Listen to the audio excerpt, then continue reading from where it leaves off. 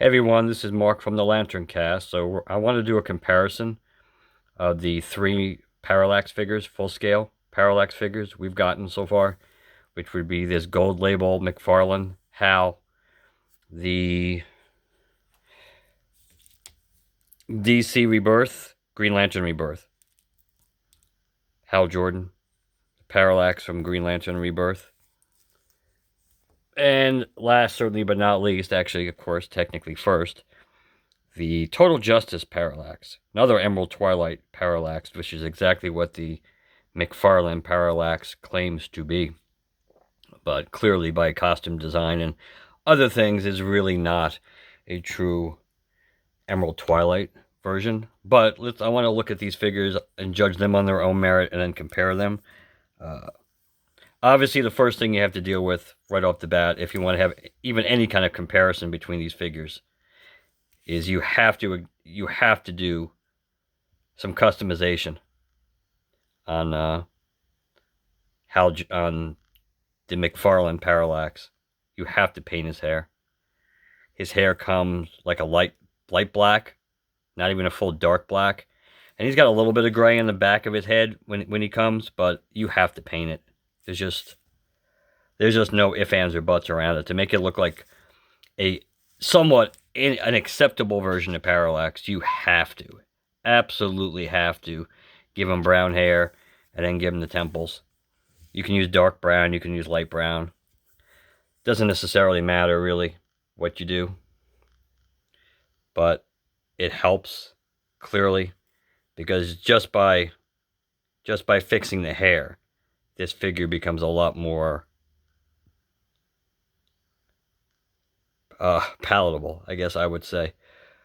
The armor, the outfit is okay. They raised the chest piece, which doesn't really make that much sense. It takes away from the Parallax symbol design on his uniform.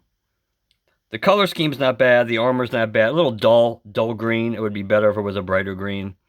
From an accessory perspective, he comes with the ever consistent translucent battery, which is of course incorrect, since it looks like it's an energy construct, a power ring construct, just like he comes with two of these like green punch or fist punch constructs. I only have one here. I put one on another Green Lantern figure.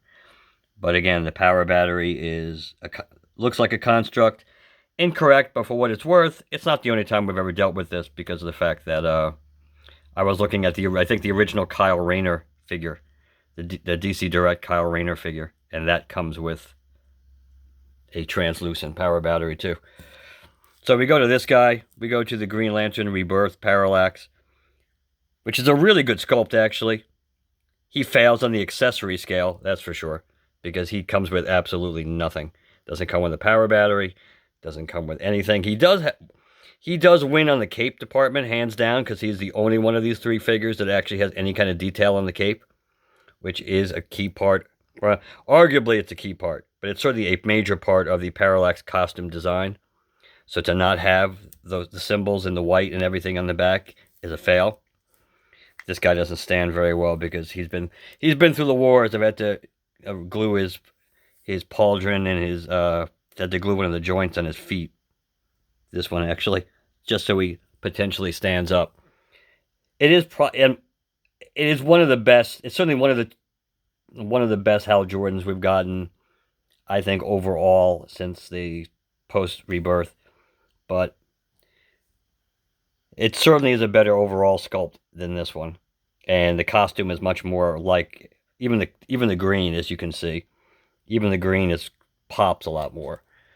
Now we go to this guy, which is the original, the Total Justice Parallax. He's pretty good on the accessories. The power battery didn't really come with him. I think that's a John Stewart Justice League Unlimited power battery, actually. But it fits the figure so well, so I put it on. But it came with the energy rocket launcher, and he came with the green shield. Does have a hard plastic cape, which is good, because the hard plastic cape helps him stand. And because this cape just attaches manually, the good thing about this is if you actually take that cape off, you will have truly the only 100% accurate Emerald Twilight figure, since Of course, Hal didn't get the cape until after Emerald Twilight. Of course, my cape just fell off, but by luck of the draw, that works for us because now you can get to see. This is pretty much what Hal Jordan looked like at the end of Emerald Twilight, since he didn't have the cape then. I gotta be honest with you, I think this is still my favorite. I think it's a really nice face sculpt, considering it did walk the line between the gray and the black in Hal's costume, which I think was pretty much up in the air when they first did Parallax, whether that the areas, the striped areas, the non-armor areas, whether they were actually gray or black. They were often drawn, or colored, I should say. They were often colored, like they could go either way. Clearly, most of the modern figures have gone the black route, but this one goes more the gray route. But I still think overall, this is, considering the time, this was in the 90s, I think mid to late 90s, this was a really good sculpt. So I probably would still say this is my favorite Parallax. And this one is the Green Lantern Rebirth DC Direct Hal is my second favorite. This is clearly my least favorite and the least overall accurate Parallax. But like I said, once you take him and you customize him, I did his hair, did the temples. I used a matte paint. And I did a matte paint, but that didn't actually, it still made his hair more glossy than I like. So then I took just a general matte lacquer to go over it to kind of tone down the brightness of the hair. So that worked. And I also used a little glow-in-the-dark paint in his eyes, in his eye slits. I had some glow-in-the-dark paint, so I put those in his eye slits.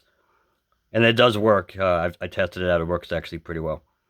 So that's pretty much it. Again, as long as you feel comfortable customizing the McFarlane, I'd say if you can find it, certainly if you find it in the store, it's worth getting. I got mine off of eBay because I didn't want to. I tried looking at my Walmart, didn't find it, didn't want to run the risk of not being able to get it at all because it's Parallax, so I wanted it.